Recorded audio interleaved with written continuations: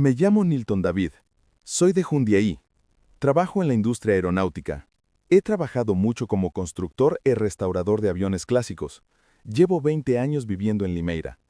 Actualmente, trabajo más profesionalmente en carpintería y en la parte estructural de aeronaves, donde presto servicios externos.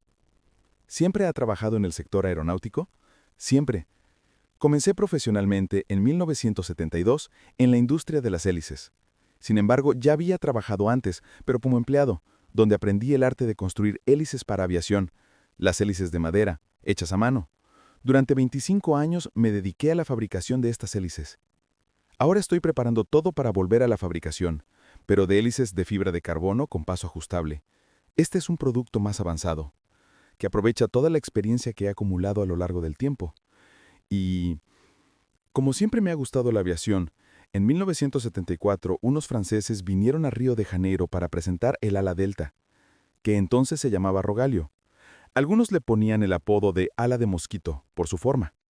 Me gustó el reportaje que vi y entonces decidí construir una. Pero no tenía ningún parámetro, nada. Me basé en lo que veía en la televisión, en la altura de la gente, más o menos como una escada, y construí la mía y a principios de 1975 empecé a volar. Ahí en la Serra do Yapi. Para los que la conozcan, está justo al lado de la carretera Añanguera. Para los que pasen por Jundiaí, viniendo de Sao Paulo hacia el interior, está a la izquierda, donde está toda esa cantera, y ahí es donde hacíamos nuestros vuelos. Así que fueron pioneros. Sí, fue la primera ala delta construida y volada en Brasil. Así que empecé a principios de 1975, y habían presentado el ala a finales de 1974. Un mes y medio o 2 meses después, nuestra ala ya estaba lista y empecé a volar. A principios del año. ¿Y tenías acceso a los datos? No, todavía no en el 75. ¿Cómo la creaste? A ojo. Bueno, me basé en fotos, en el documental de televisión, así que pude hacerme una idea. Me gustaba mucho dibujar. Ya tenía muchos conocimientos de dibujo técnico. Y la parte mecánica también se me daba muy bien, así que no me resultó difícil. Hice el ala, y aunque no tenía las medidas como debería haber tenido, voló. Era como un paracaídas. Despegué en la cima de la colina y aterricé al pie de la colina. Fue en 1976 cuando recibí el proyecto Rogalio, de Estados Unidos, de un ingeniero de la NASA que había desarrollado el ala delta. Y entonces, con ese esquejo, logré modificar algunas de mis medidas y empezó a volar un poco mejor. Sin embargo, a finales del 76, hice una modificación al ala. Incluso la motoricé. Fue la primera ala delta motorizada. Así que tuve el placer, la felicidad, de ser el primero en volar. Pero en la modificación que hice, le añadí un mosquetón, que es un gancho, del arnés al ala. Y mis hermanos que estaban ahí observaron y dijeron, «Está bien, puedes despegar». Y salté de la colina. Al despegar me di cuenta de que estaba muy alto. Entonces el péndulo, que debería existir en el ala, se acercó mucho al ala. Le quitó toda la estabilidad al ala en vuelo y, durante unos 30 metros más o menos, durante unos 30 metros planeé bien. Todo estaba tranquilo. ¿El péndulo lo proporciona el cuerpo de la persona? Sí, el ala delta es un aparato volador que vuela mediante movimiento pendular. Entonces la persona que está colgando le da estabilidad al vuelo. Cuando te impulsas hacia adelante, la impresión para quienes lo ven es que tiras el trapecio hacia atrás, pero no es así. Tú, sostenido por el trapecio, te mueves hacia adelante. Tu peso se desplaza hacia adelante. El ala se inclina. O al revés. Puedes impulsar tu peso hacia atrás y el ala se eleva. O hacia un lado. Describe una curva. Así que todo movimiento es pendular. Y cuando tu cuerpo está demasiado alto, se vuelve inestable. Pierde estabilidad. Eso fue lo que pasó. Perdió estabilidad. Empezó a oscilar, y para que no se desplomara, que es entrar en pérdida, como decimos, tiré del trapecio, hasta donde pude llegar, porque no podía agarrar la barra de abajo. El péndulo era demasiado corto. Agarré de lado y tiré. Se precipitó, y en esa caída, empecé a girar mi cuerpo hacia arriba y luego hice una llave de piernas, otra vez para bajar la cara. Pensé, así intentaré defenderme en la caída, porque me di cuenta de que ya no tenía opciones de control, porque perdió toda su forma aerodinámica y la tela empezó a flamear. Incluso te daré algunas fotos. Tengo 3 fotos de la caída. Y en ese momento, cuando empezó a descender, Me di cuenta de que había un árbol e iba a intentar lanzarlo contra él. Hasta arriba, pero ella pasó lejos de ese árbol. Entonces, vi que no había manera. Un pensamiento me vino a la mente muy rápido, que un niño no se lastima cuando se cae. Y la respuesta que siguió, ¿por qué? Porque no se imponen. Caen como una goma de borrar arrojada al suelo, así que casi no se lastiman. Es más o menos como la historia del borracho. El borracho se cae y se lastima muy poco. Así que eso fue lo que hice. Recuerdo bien que cerré los ojos y relajé mi cuerpo. Solo oí el golpe sordo contra el suelo. Y algo extraño, muy interesante, sucedió allí. Tuve la sensación de que una mano muy grande amortiguó mi caída sacándome de mi cuerpo físico. Sentí muy claramente esa sensación, como si me hubieran arrancado de mi cuerpo, y oí el sonido del impacto desvaneciéndose como un eco, hasta que, un día, tuve la oportunidad de decir que era como un sonido bajo el agua. Era más o menos eso. Era eso. Bum, bum, bum. Ese ruido así. Y me vi, claramente flotando, de pie. Sentí la brisa, el olor del bosque. Todo estaba muy claro y pensé, ¡wow! Estoy soñando. Interesante. Todavía no era consciente del accidente. Y yo tiendo a analizar mucho todo lo que sucede. Creo que incluso por mi profesión. Empecé a darme cuenta de que estaba flotando. Miré hacia abajo y dije, ¡qué curioso! Estoy volando. Es muy interesante. Un sueño perfecto. Era de día. Este sueño, como al momento en que estaba realmente presente allí. Y me di cuenta de que empecé a elevarme. Hasta entonces, sin entender lo que estaba pasando. Dije, ¡qué curioso! Estoy más arriba. ¡Wow! ¡Mira qué bonito! El bosque, los colores. Había colores muy vivos. Mucho más vivos que los que vemos con nuestros ojos. Todo el proceso cerebral para interpretar esa escena hace que se pierda mucha calidad del objeto en sí. Así que me empecé a fijar y a ver que era muy diferente de lo que estaba acostumbrado a ver. Y en cierto momento, alguien me dijo que tenía que subir. Pero oí un sonido en mi cabeza. Parecía venir del centro de mi cerebro. Y cuando lo oí, tuve la sensación de llevar auriculares. Miré hacia arriba, porque la voz venía de más arriba. Me di cuenta de que no necesitaba girar el cuello para mirar hacia arriba. Ya estaba mirando hacia arriba. Eso me llamó la atención porque pensé, ¡wow! Miré hacia arriba sin girar la cabeza. ¿Y quién habló? No podía ver, solo veía el cielo. Y de repente, miré hacia abajo y me di cuenta de que el ojo, otra vez, como si fuera un ojo múltiple. Entonces incluso empecé a jugar un poco con él. Dije, voy a mirar a la derecha. ¡Bum! Ya estaba mirando a la derecha. Donde quiera que quería ver, veía. Y especialmente, mi preocupación, cuando miré hacia abajo, estaba más arriba. Dije, me dijeron que subiera. ¿Por qué me dijeron que subiera? Fue entonces cuando oí, tienes que subir. Otra vez, por segunda o tercera vez. Y eso empezó a irritarme. ¡Wow! Me están diciendo que suba, no sé quién me está diciendo que suba. Extraño, ¿verdad? Un sueño tonto. Seguía pensando, pero fascinante al mismo tiempo. Fue entonces cuando empecé a ver, entre una colina y otra, los edificios de la ciudad de Jundiaí. Como conocía bien el lugar, nací allí. Cuando vi los edificios dije, ¡wow! Esos edificios son de Jundiaí. Conozco bien los edificios de allí. Así que si eso es Jundiaí, aquí, ¿dónde estoy? Aquí, a juzgar por la ubicación, es la Serra de Yapi. La conocía porque solía volar allí. Era fácil de identificar. Si estoy en la Serra de Yapi, ¿qué hago aquí? Entonces empecé a mirar para ver si entendía por qué estaba allí. Fue entonces cuando vi en la cima de la colina, desde la que había saltado, la rural que tenía. Era una Ford Rural. Todo mundo la conoce. Era una Rural de 1974. Así que era del 76 y era azul y blanca. Ese modelo que mucha gente conoce. La vi de la mitad para arriba. La colina desde la que salté tenía 50 metros. Esa fue la altura desde la que caí en picado. Porque planeé 30 metros a la altura de la colina y entonces empezó a caer en picado. Fue una caída bastante fuerte por las rocas, porque esa parte del bosque se había incendiado, así que no había vegetación que amortiguara la caída. No había nada, simplemente cayó. Mi casco se hizo pedazos, mis guantes se desgarraron, incluso me habían regalado un par de botas de un paracaidista que vivía en el pueblo cerca de Campinas, Barón Gerardo. Era Faco, un muy buen amigo, y me fabricaba paracaídas. Me hizo el arnés y me regaló un par de botas de paracaidista. Con el impacto, se me desgarraron las suelas de las dos botas, para que te hagas una idea. El golpe fue muy violento y el casco se desintegró en mi cabeza. Y volviendo a la rural. Cuando vi la rural, me acordé, ahí vino el recuerdo nítido de lo que había pasado. Porque estaba el fotógrafo caminando de un lado a otro, rápido, nervioso.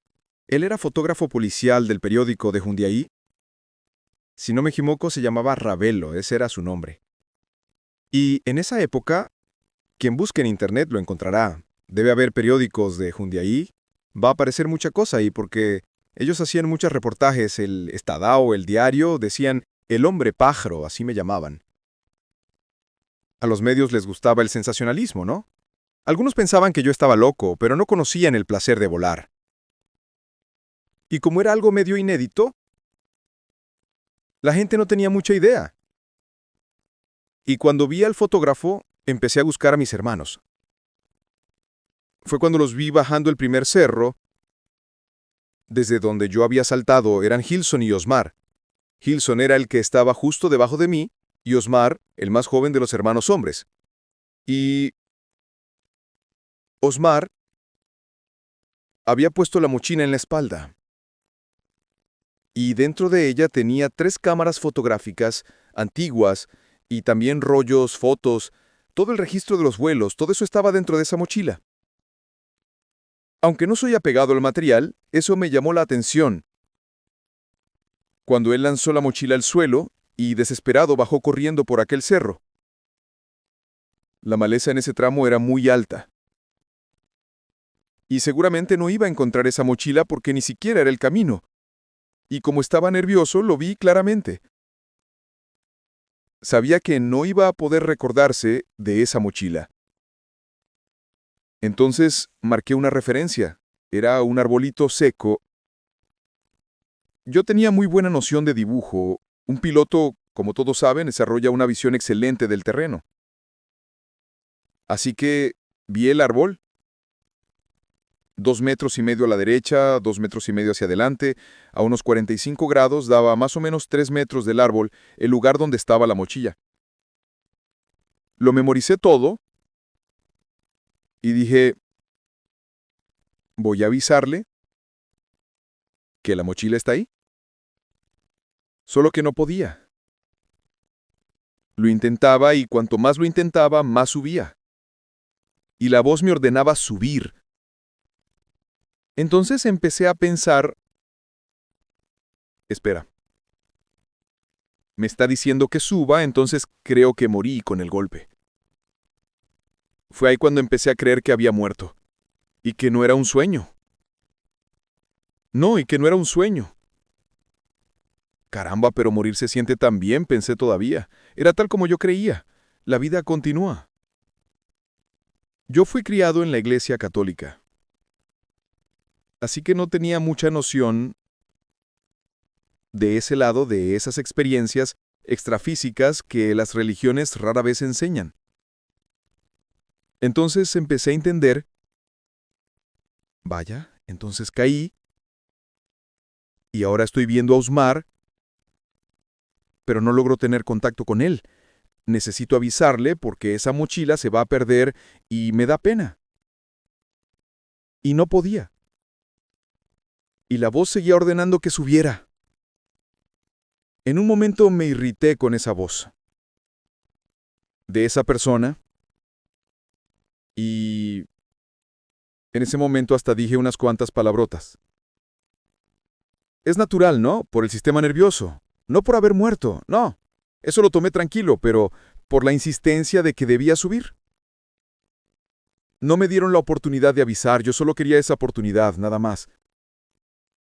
Entonces dije, déjenme en paz. Déjenme tranquilo. Sé que morí. Sé que la vida continúa, pero la vida es eterna y podrían perfectamente dejarme avisar, no cuesta nada. No van a cambiar nada en la eternidad. No lo logré. Entonces pensé, bueno, llevaba pocos años casado.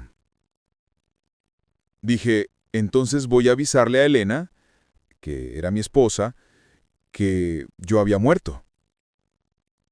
Que la vida continúa. Tenía esa necesidad, ese deseo de avisar que la vida continúa y que la mochila está ahí. Es un registro que sería importante conservar. Era solo eso. Y el fotógrafo seguía caminando de un lado para otro. Lo veía y ya estaba 3 cerros más arriba, a unos 150 metros de altura. Y cuando empecé a preocuparme por esa voz y a discutir con ellos, dejé de prestar atención a mis hermanos. Mientras tanto, ellos subieron el segundo cerro y bajaron el segundo cerro sin que yo los notara. Yo estaba más enfocado en esa voz que me llamaba. Miraba hacia arriba, hablaba y seguía discutiendo con ellos. ¿En todo ese tiempo ya habías visto tu cuerpo caído? No, hasta ese momento no. Recién lo vi cuando ellos llegaron, cuando mis hermanos llegaron hasta mí. Y yo seguía discutiendo con ellos porque no me parecía justo interrumpirme así de repente y no dejarme avisar. Caramba, entonces decidí avisarle a ella en un sueño. Ya que teníamos una afinidad muy grande, y además yo tenía mucha experiencia, siempre me gustó, ¿sabes? Yo hablaba de sueños, soñaba algo que luego pasaba, desde joven, y entonces lo comentaba, siempre en tono de broma. Y cuando vi que ya no podía más, les dije así: bueno, ganaron. Porque no voy a avisar. Pero lo haré en un sueño. Eso nadie me lo va a impedir. Lo dije, pero todo a nivel mental. No necesitaba abrir la boca para hablar, no existía esa necesidad, pero me gustaba mucho estar ahí. Sintiendo aquella brisa, viendo el paisaje, ¿sabes? Observaba todo aquello. ¿Tú veías un cuerpo en ti? Sí, más etéreo que el físico. Incluso cuando miraba hacia abajo veía a través de mí el suelo, pero me veía. Era fluídico, un cuerpo fluídico. Algo que me llamó mucho la atención, en uno de esos momentos observé que estaba sobre un haz de luz colorido, muy bonito, que tenía unos 30 o 35 grados, más o menos de inclinación. Y era muy ancho en la parte inferior y arriba terminaba en un punto. Terminaba en nada. Lo observé y dije: caramba, es un arco iris. Estoy sobre un arco iris, pero el arco iris es redondo. Empecé a analizar eso. Y este haz de luz es recto, entonces no puede ser un arco iris. Fue cuando la voz nuevamente volvió a hablar, diciendo: eso no es un arco iris. Es el Espíritu Santo, dijo la voz. Entonces dije: vaya, qué elegante. Siempre me gustó bromear, ¿no? Dije: wow, qué elegante. El Espíritu Santo. Wow. Y pensé: ¿y la paloma? Ahí recibí una reprimenda de aquellas. La voz, con una resonancia así como molecular, ¿sabes? Vibró molecularmente todo y dijo: tú sabes muy bien que la paloma es un símbolo religioso. Ahí fue cuando me calmé y dije: no, estoy bromeando. Veo que no les gustan las bromas, pero yo soy así. Si quieren que vuelva, voy a volver, pero a mi manera. Voy a seguir siendo quien soy y punto. ¿Qué significa que la paloma sea un símbolo religioso? Porque en la Iglesia Católica, la paloma es vista como símbolo del Espíritu Santo. Eso fue lo que me hizo pensar, ¿no? Y él quiso decir que que la paloma era solo un símbolo. Un símbolo religioso, entonces. Sí, exactamente. Hoy tengo absoluta certeza de eso. Hasta porque en relación con imágenes y todo eso, todos son simbolismos religiosos. Porque para creer en Dios, por ejemplo, siendo cristiano, no necesitas tener ningún símbolo, no necesitas tener nada, solo fe. Es la fe lo que mueve a las personas. Cuando él dijo eso, me marcó mucho esa conexión, esa energía que yo vi como haces de luz de colores, y volví otra vez a prestar atención allá abajo. Fue cuando vi a mis hermanos acercarse al ala. Eso me llamó la atención. Los vi y comenzaron a levantar el ala. ¿Fue la primera vez que viste el ala? Después del accidente, sí. Cuando caíste, ¿no viste el ala? No. ¿No viste el impacto? No, porque fui sacado del cuerpo y ahí dejé de ver todo lo que estaba viviendo hasta ese momento. Incluso escuchaste el impacto, pero no lo viste. No, no. Ni sentí el golpe, no sentí ningún dolor, nada. Pero escuchaste. Sí, lo oí, alejándose. El ruido se iba alejando a medida que yo era sacado del cuerpo. En el momento del impacto, ¿qué veías? Nada, porque cerré los ojos para no ver el momento del golpe y no intentar afirmarme. Porque sabía que los niños no se lastiman cuando caen, justamente por eso. Tú mencionaste una voz interior. ¿Escuchaste algo? ¿Sentiste un mensaje? No es exactamente así. La voz interior, hoy tengo mucha conciencia de eso. Es lo que llamamos intuición. Es una voz interior, ¿no? Porque creyendo que yo soy un espíritu por encima de todo. Entonces, lo sé todo, ¿no? Soy parte de la divinidad. Entonces, como una esencia divina. Y hoy lo relato así. Pero en aquella época, en aquel momento, aún sin tener conocimiento sobre espiritualidad, usé esos términos.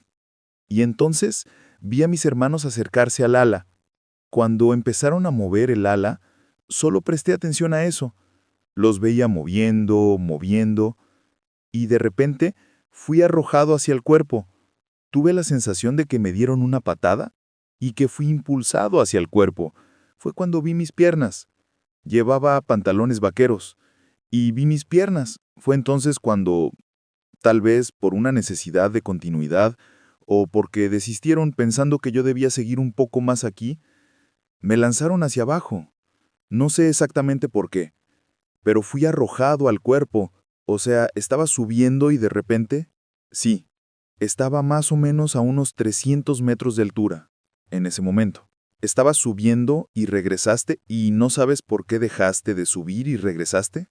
Solo sé que cuando vi el cuerpo, fui arrojado hacia él y viajé molecularmente, porque vi el viaje hasta el cuerpo. Sentí ese desplazamiento. Fue como un boom, ¿sabes? Es algo tan sensacional que es difícil de describir. No hay cómo. Prefiero sentirlo. Lo siento, ese desplazamiento. Es un desplazamiento como si fuera un viaje molecular, mucho más rápido que la velocidad del sonido. Tal vez incluso que la de la luz. Ese desplazamiento es una fracción de milésima de segundo. Y todo lo que estoy contando pasó en 12 minutos. Desde el momento en que despegué hasta el momento en que salimos rumbo al hospital. Y todo fue consciente. Todo lo que estoy diciendo fue lo que viví conscientemente. Cuando fui arrojado al cuerpo, ese momento fue muy interesante porque fue un momento en que comencé a entrar por la espalda del cuerpo, como si el cuerpo fuera de goma. La sensación era como de una goma de poliuretano, de espuma de poliuretano. Era una goma semidura. Se movía. Entonces metí las manos en la espalda Y yo veía eso a través del cuerpo astral, viéndolo todo, viendo mi cuerpo físico intentando entrar. Lo intentaba y no podía. Entonces gritaba a mis hermanos, «¡Dejen de moverme, no puedo encajarme!».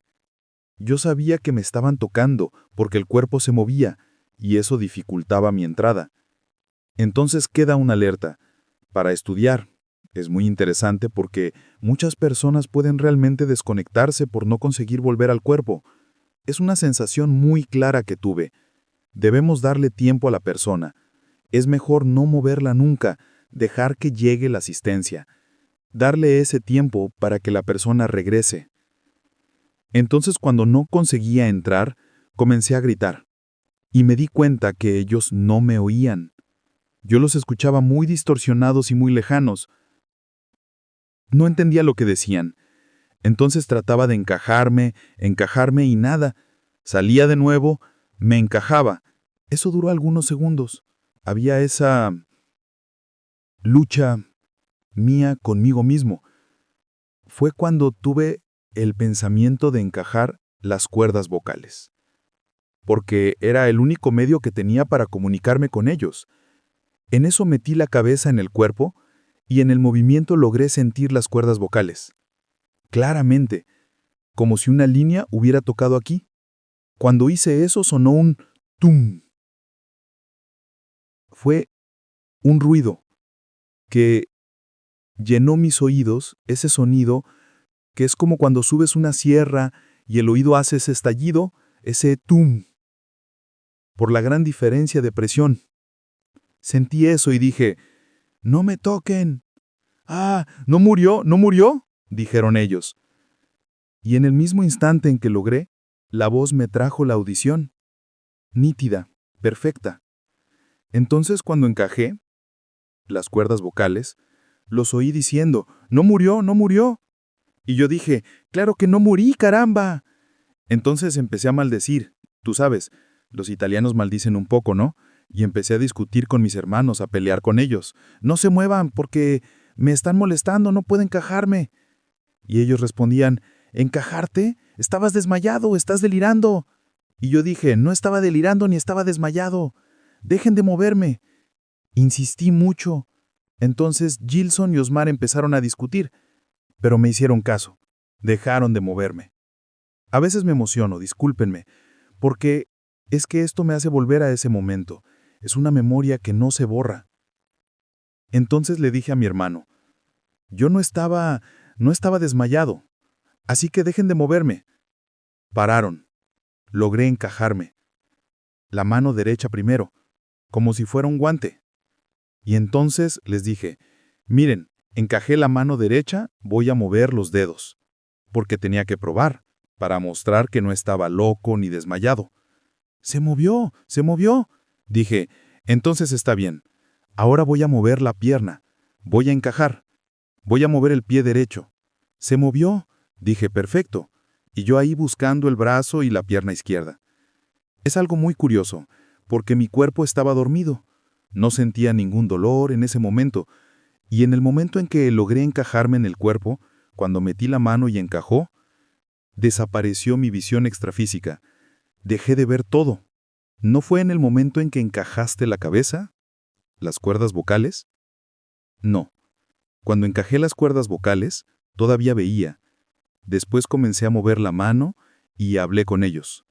En el momento en que les hablé, justo ahí desapareció mi visión. ¿Entiendes? Ya no veía nada. Y físicamente tampoco veía, porque me golpeé la cabeza. El casco se desintegró aquí en la fera. Incluso el casco era de esos antiguos de moto, media cúpula, de los que tenían cuero. Eso se molió y quedó todo aquí en la fera. Fibra, y yo no podía ver. También estaba el golpe, ¿no? Y además aquel tejido encima de mi cabeza. Entonces no veía nada. Cuando moví la pierna izquierda, quiero decir, la pierna derecha, bien, entonces intenté ver dónde estaba el brazo. No encontraba mi brazo derecho. Perdón, el izquierdo. Y comencé a buscar mi pierna izquierda. Tampoco la encontraba. Entonces tuve la mala idea de contárselo. Miren, no encuentro ni mi brazo ni mi pierna izquierda.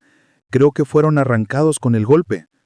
Esa era la impresión que tenía, porque no los encontraba.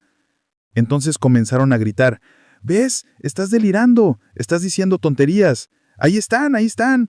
Y yo sin poder ver. Ellos, «Ahí están, estás diciendo disparates, estás loco, estás volviéndote alucinado». Esa discusión, y yo también gritándoles. Bueno, entonces empezaron a quitar el arnés, y claro, dejé de encajarme y comenzó a volver el sentido del cuerpo. Empecé a sentir el cuerpo. Aún no sentía dolor, pero ya sentía mi mano, sentía mi pierna derecha, mi brazo derecho, y ellos ahí moviéndose. Cortaron el arnés, quitaron ese montón de tubos porque el ala delta, mucha gente sabe, cuando entras de nariz en el suelo, se deforma completamente porque los cables de acero, todo eso se tensa, ¿no? Entonces se cierra como un paraguas en día de viento. Y eso quedó muy grabado. Y en eso me pusieron de pie. Y yo no podía mantenerme. Claro, me había roto la pelvis, me rompí todo el lado izquierdo. ¿Y por qué no encontraba mi brazo y mi pierna izquierda? Porque El brazo, como me rompí mucho esta parte aquí del hombro, la clavícula, varias fracturas aquí, el omóplato, las costillas, la pelvis me la fracturé aquí, el codo se dislocó, me rompí este hueso del brazo, los dedos, en fin, el brazo quedó detrás de la espalda. Se fue hacia atrás, y la pierna también. La pierna quedó doblada hacia atrás. Entonces yo no soy contorsionista, como ya dije. Tenemos un límite. El espíritu se acostumbra conscientemente aquí, en el cuerpo físico. Cuando estás fuera del cuerpo, consciente, puedes tomar formas, atravesar una rendija, pasar a través de una pared. Todo eso es natural para el espíritu, pero no para el cuerpo físico. Cuando todavía estás encajado aquí, tienes todas esas sensaciones y los límites físicos. Y yo pensaba entonces que me habían arrancado el brazo y la pierna. Pero no era eso. Es que estaban en una posición extraña. Cuando los movieron, colocando el brazo y la pierna en la posición normal, y me subieron a la camioneta rural, eso me lastimó todo por dentro. Ya sabes cómo es cuando hay fracturas. Ahí ya sentías dolor. Ahí empezó a volver el dolor. Bueno, no volver, empecé a sentir el dolor. Un dolor violento. Casi no podía subir a la camioneta. Me sentaron en el asiento delantero. Mira eso. Y el fotógrafo fue atrás sosteniéndome, junto con mi hermano. Un hermano manejaba y el otro me sostenía. Y el encaje del lado izquierdo, ¿cómo estaba en ese momento? No lo sentía. Solo lo sentí después, en el hospital, cuando muy lentamente empecé a recuperar la sensibilidad de la pierna y del brazo izquierdo. No sentí nada durante el viaje, ni durante el primer día que estuve en el hospital. Era como si todo estuviera dormido. Esa era la sensación que tenía, como cuando una parte del cuerpo se te duerme. El camino hasta el hospital fue muy difícil, muy complicado. Y el dolor me ponía nervioso, discutía, porque yo pensaba que no habían recogido el ala. Entonces ellos me dijeron que el ala estaba amarrada encima. No sé qué, pero en realidad solo habían agarrado unos tubos para calmarme, porque al parecer todo el tiempo yo decía que quería que cargaran el ala, que la llevaran conmigo, porque había dado tanto trabajo construirla, ¿no? Y así, cuando llegué al hospital y maternidad Jundiaí, que quedaba en la avenida principal de Jundiaí, o mejor dicho, quedaba, porque ahora ya no existe. Como el hospital estaba en la entrada de la ciudad, recibía muchos casos de accidentes en la carretera Añangüera. Ese día hubo un accidente muy fuerte entre dos autobuses y el hospital estaba lleno. No había lugar para atenderme. Entonces me colocaron en una camilla en el pasillo y esperé a que el médico me atendiera. Me subieron en el ascensor, me pusieron boca abajo, y el médico me dijo, mira, vas a tener que quedarte en el pasillo porque te vamos a anestesiar y no hay cuarto disponible. O te trasladamos a otro hospital. Yo le dije, no, me quedo donde sea. Solo denme una inyección, algo que me quite este dolor, no aguanto más. El problema mayor que el médico vio fue el codo, porque al haberse dislocado tenía que ponerlo en su lugar. Entonces me preguntó, ¿te duele mucho? Y yo le dije, me duele la pierna, me duele todo, hasta el pensamiento me duele. Eso le dije al médico. Mientras él se preparaba para la maniobra, había un enfermero y una enfermera allí que me llevaron a un cuarto, era una sala de cirugía, y estaban amputando la pierna de un accidentado del autobús, y eso de alguna forma me consoló un poco. Yo lo miraba, vi la pierna al lado y al hombre cubierto con una sábana, y la luz iluminando al paciente, todo lleno de sangre. El médico se acercó con la lámpara y le vi quitarse los guantes ensangrentados para venir a atenderme. Se sentó en un banquito. Y yo le dije, doctor, termine con aquel paciente. Él lo necesita más que yo. Me respondió, no, lo tuyo es rápido. ¿Podría soportar que lo coloque sin anestesia? ¿Eres hombre suficiente? Me dijo en tono de broma. Claro, le respondí. Adelante. Así no tendrás que quedarte internado. Te dejamos en observación en el pasillo. Le dije, está bien, siga adelante. Me dijo, va a doler. Y yo, no importa. ¿Después pasa rápido el dolor? Sí, después pasa. Entonces hágalo, por favor. Empezó a mover mi brazo con cuidado porque tenía la clavícula rota. Lo iba moviendo poco a poco y empezó a doler un poco. ¿Y ahora? Me dijo. Y yo le dije, tranquilo, tranquilo. Pero no tenía idea de lo que venía. La enfermera o el enfermero, no recuerdo, me dijo que mordiera la almohada y que me agarrara al pie de la cama, con la mano derecha. Del lado derecho no tenía ningún hueso roto, nada. Me agarré del pie de la cama, mordí la almohada y dije, ¿qué? ¿Están de broma? No, tienes que morderla. Mordí la almohada y bromeé. Esto de morder la funda. Bueno, me quedé firme ahí. Él dijo, aguanta, aguanta. Y cuando tiró de mi brazo y lo encajó, el dolor fue brutal. Un dolor indescriptible. Grité tan fuerte que mi familia, que estaba abajo, dijo que todo el hospital escuchó las palabrotas que le dije al médico. Y seguí insultándolo, y él me respondió, te dije que iba a doler, muchacho, no eres tan valiente como decías. Y yo le contesté, pero no me dijiste que iba a doler tanto. Entonces empezaron a bromear conmigo, a distraerme. Después me llevaron a sacar radiografías. Yo pedía agua y no me daban. La enfermera me dio un caramelito, lo chupé y eso me animó un poco porque tenía la boca muy seca. Luego me prepararon todo, pusieron vendas, enyesaron aquí, allá, me envolvieron por todos lados. Después me medicaron y me quedé ahí. Al día siguiente decidieron que podía irme a casa porque no había más que hacer en el hospital. Me dieron medicamentos y me mandaron a casa. No tuve sangrado, ni interno ni externo, nada más grave. Pero tenía que permanecer boca arriba, sin moverme, porque la pelvis dolía mucho. No podía mover ni un dedo. Y así estuve, quieto, mientras todos cuidaban de mí. Entonces me acordé de la mochila. Le dije, Elena, ¿fueron a buscar la mochila donde dije? Porque en el hospital yo había dicho dónde estaba. ¿A quién se lo dijiste? Me dijo, a mi exmujer, Elena. Le dije, tienen que buscarla, la dejaron en la sierra. Hice un dibujo en casa, un pequeño mapa. Le dije, ve a buscar la mochila, está aquí. Y Elena me dijo, no, Nilton, tengo que decirte la verdad ahora que estás mejor. La mochila la robaron. El Osmar la puso en la rural y bajó el cerro para socorrerte. Le dije, no, él no la puso en la rural porque yo la vi. ¿Cómo que la viste? Me dijo, estabas detrás del segundo cerro con la cara contra las piedras, el ala encima de ti. ¿Cómo ibas a ver eso? Le dije, lo vi todo. Estaba fuera del cuerpo. Por favor, ve a buscarla. La mochila, créeme. No, Nilton, la robaron. Entonces le dije, llama a un taxi que voy a buscar esa mochila. Al final fueron. No sé quién exactamente, parece que Osmar y alguien más. Fueron con el mapa que hice y regresaron con la mochila. La encontraron. Esa fue la mayor prueba de todo lo que conté. Lo que el fotógrafo vio, lo que ellos hicieron, todo se comprobó. Yo tenía conciencia de todo lo que pasó.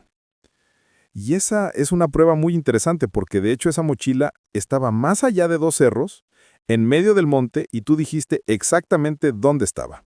Sí, el monte era muy alto y esa era mi preocupación. No había forma de que supieras dónde estaba esa mochila. Y no era un lugar por donde pasara nadie. Ni siquiera Osmar, que la había tirado, recordaba dónde, del desespero que tenía. ¿Y ellos demostraron sorpresa? ¿Te preguntaron cómo sabías? Sí, incluso los más escépticos eran Osmar y Gilson, que estaban conmigo. Mi otro hermano Edson, él sí cree más en eso, lo toma más con seriedad. Pero los otros, en esa época, no.